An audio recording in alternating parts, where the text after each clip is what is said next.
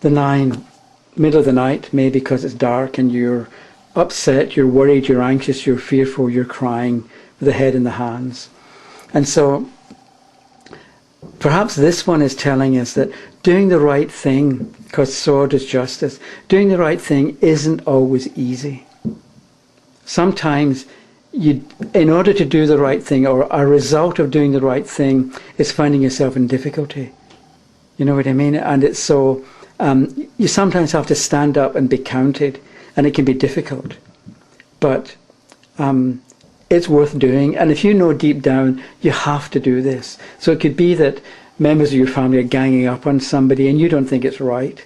You have to stand up on behalf of that person because you know it's right. And you know that it's going to be hard to live with yourself if you quit or didn't do it out of fear. Later you're going to regret and wish that you had stood up for that person. So sometimes you have to do it. And there's a fellow called Bertrand Russell who in the 1950s, he was the head or one of the main leaders of the campaign for nuclear disarmament in Britain, and he would go on protest marches and so on. And there's one time he was arrested.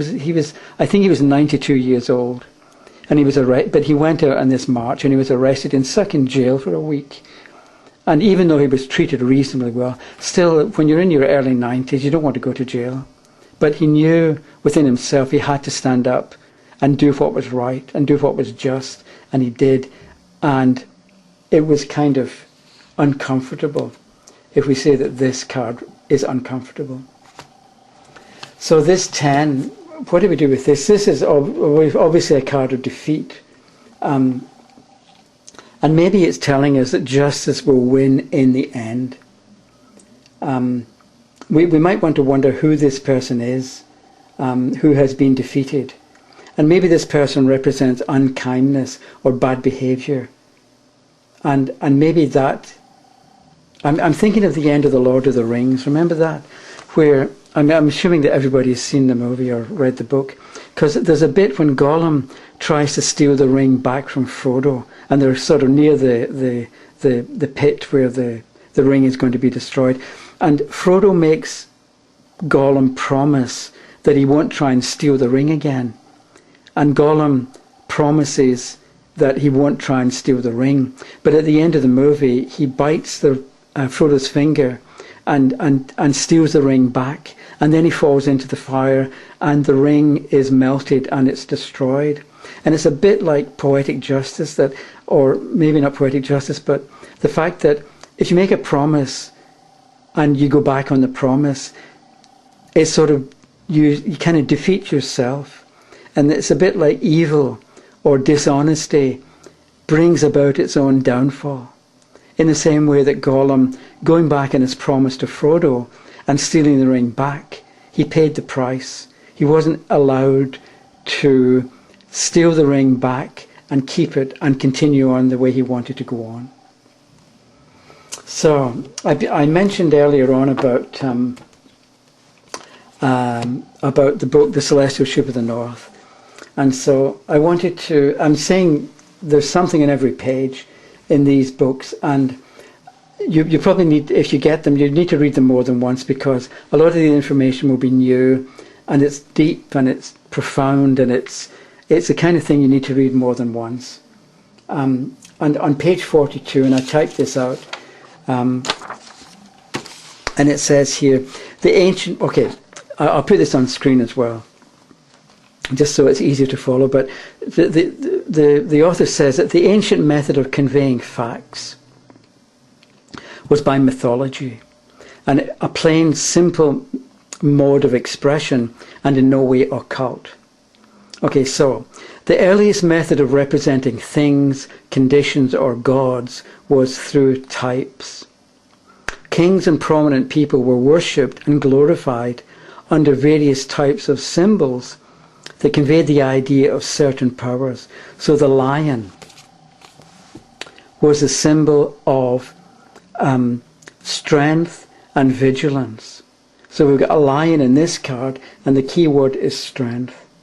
So we're using old, ancient, traditional symbolism with a lion representing strength. But she also says that the lion represented strength and vigilance. And so with the lion, you also have to pay attention to detail. You have to be vigilant. You have to be on your toes and be alert and maybe expect that if something can go wrong, it will.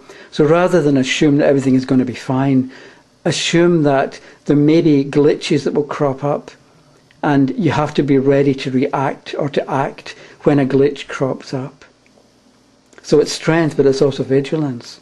So one word from the book can make a difference in how you see this card.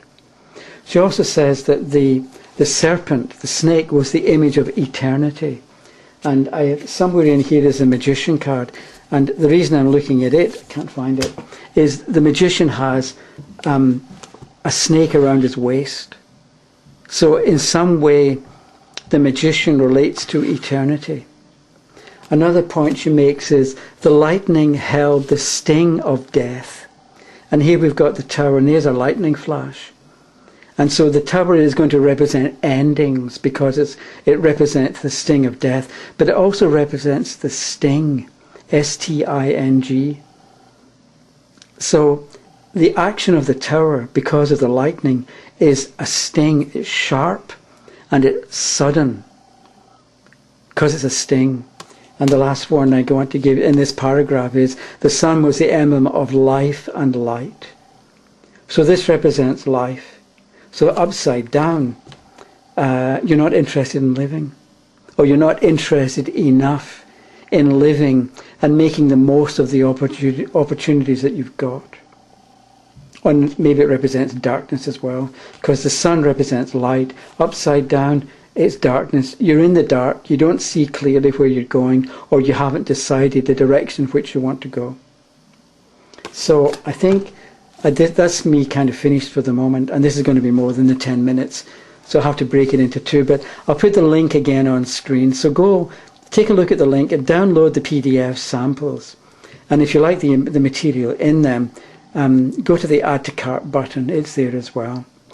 And the next one, the next one will be when the fool meets the hermit on his journey through the major trumps.